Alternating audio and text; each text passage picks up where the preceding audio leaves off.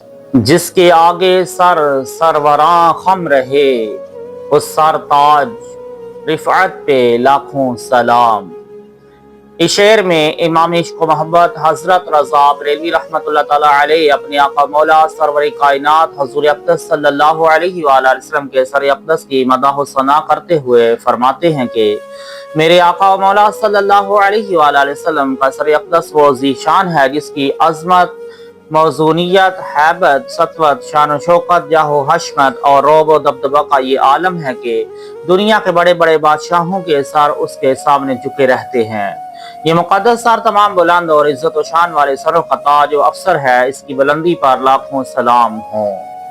اس شعر میں حضرت رضا بریلوی نے سر سروراں خم رہے یعنی سرداروں کے سر جھکے رہے کا جملہ استعمال فرما کر اپنے آقا مولا صلی اللہ علیہ وآلہ وسلم کی عالمگیر سلطنت و قاہر حکومت کا تذکرہ کیا ہے، اور یہ حقیقت ہے کہ اللہ تبارک و تعالی نے اپنے محبوب اعظم صلی اللہ علیہ وآلہ وسلم کو شہنشاہ کونین کے مرتبہ عالیہ پر فائز فرما کر دنیا کے بڑے بڑے بادشاہوں کے سروں کو اپنے محبوب کے آگے خم ہونے پر مجبور کر دیا ہے۔ اللہ تعالیٰ نے اپنے محبوب کو وہ رعب اور دبدبہ عطا فرمایا ہے کہ اس محبوب کی ہیبت کا یہ عالم ہے جس کے آگے کھینچی گردنیں جھک گئیں، اس خدا داد شوکت پہ لاکھوں سلام۔ دنیوی بادشاہ تو درکنار اس محبوب کی تعظیم و تکریم تمام انبیاء و مرسلین علیہم السلام بھی بجا لاتے ہیں۔ وقول حضرت رضا بریلوی انبیاء تہ کریں زانو ان کے حضور، زانوؤں کی وجاہت پہ لاکھوں سلام۔ اور اس محبوب کا وہ دبدبہ اور وہ وجاہت کیوں نہ ہو، اللہ تبارک و تعالی نے اپنے محبوب کو جو مرتبہ عطا فرمایا ہے وہ نہ کسی کو دیا ہے اور نہ کسی کو دے گا۔ بقول حضرت رضا وہ خدا نے ہے مرتبہ تجھ کو دیا، نہ کسی کو ملے نہ کسی کو ملا، کہ کلام مجید نے کھائی شاہ تیرے شہر و کلام و بقا کی قسم۔ خود حضور اقدس صلی اللہ علیہ وآلہ وسلم نے اپنے رب کی اس نعمت عظمیٰ کا ذکر بارہا فرمایا ہے، جیسا کہ متعدد احادیث میں وارد ہے۔ امام احمد و ابو بکر بن ابی شیبہ سیدنا علی المرتضی کرم اللہ وجہہ الکریم سے راوی ہیں کہ حضور اقدس صلی اللہ علیہ وآلہ وسلم ارشاد فرماتے ہیں، یعنی مجھے وہ عطا ہوا جو مجھ سے پہلے کسی نبی کو نہیں ملا، رعب سے میری مدد فرمائی گئی کہ مہینہ بھر کی راہ پر دشمن میرا نام سن کر کانپ اٹھا، اور مجھے ساری زمین کی کنجیاں عطا ہوئیں۔ حافظ ابو زکریا یحییٰ بن عائد نے اپنی مولد میں حضرت عبداللہ بن عباس رضی اللہ تعالی عنہما سے اور وہ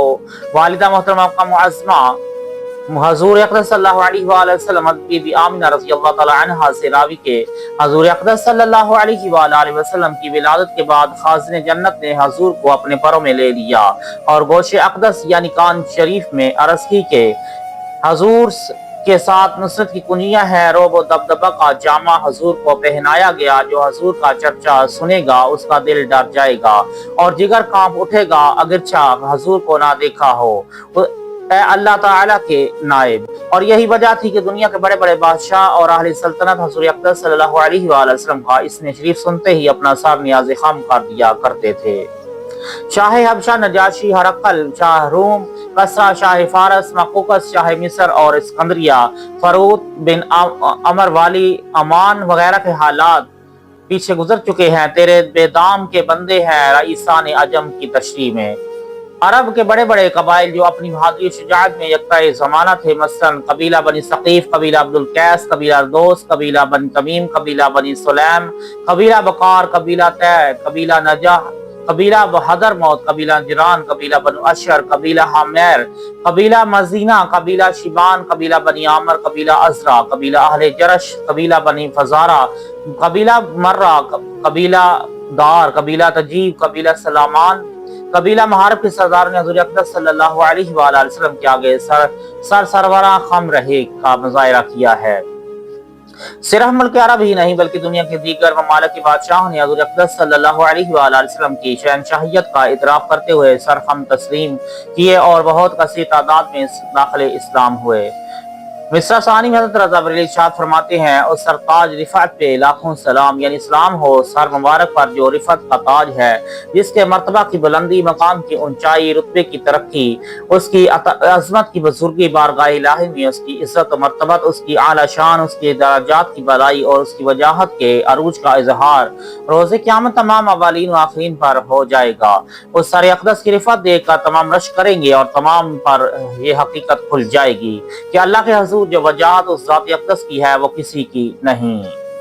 اس مرتبہ پر پہنچنے کا کوئی تصور بھی نہیں کر سکتا، یہ صرف اسی محبوب کا خاصہ ہے۔ اس عنوان کی ضمن میں چند احادیث کریمہ تلاوت کرنے کا شرف حاصل کریں گے۔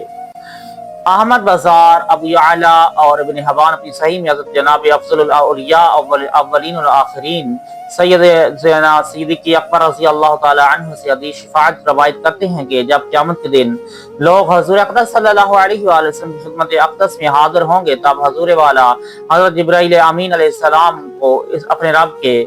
پاس اذن لینے کے لیے بھیجیں گے۔ اللہ تبارک و تعالی اذن دے گا، حضور حاضر ہو کر ایک ہفتہ ساجد رہیں گے۔ رب تعالی ارشاد فرمائے گا، سر اٹھاؤ اور عرض کرو، سنی جائے گی اور شفاعت قبول کی ہوگی۔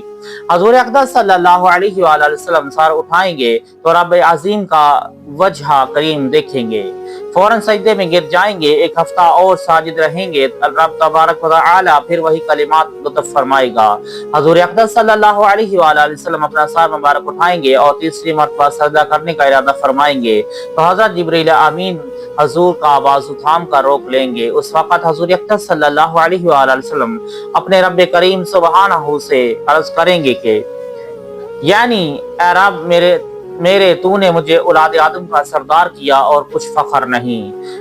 امام مالک، بخاری، مسلم، ترمذی اور نسائی نے حضرت جبیر بن مطعم رضی اللہ تعالی عنہ سے روایت کیا ہے کہ حضور سید المرسلین صلی اللہ علیہ وآلہ وسلم ارشاد فرماتے ہیں کہ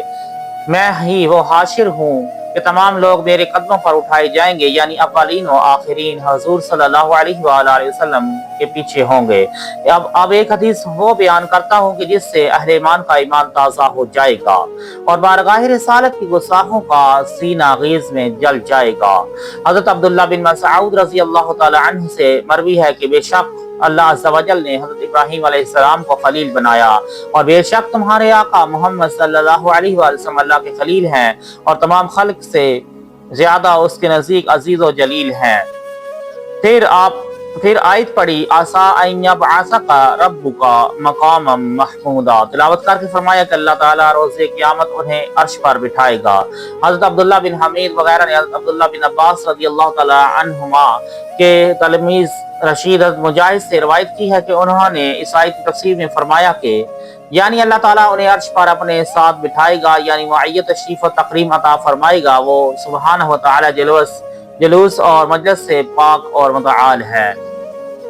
امام احمد بن محمد المصری القسطلانی نے اپنی کتاب محابر الدنیا میں حضرت شیخ الاسلام ابن حجر عسقلانی رحمۃ اللہ تعالی علیہ سے نقل فرماتے ہیں کہ مجاہد کا یہ قول ازروع نقل مرفوع نہ از جہت نظر ممنوع ہے، یعنی کہ امام مجاہد کا یہ قول قابل قبول ہے اور نقاش نے امام ابو داؤد صاحب سنن سے نقل کیا ہے،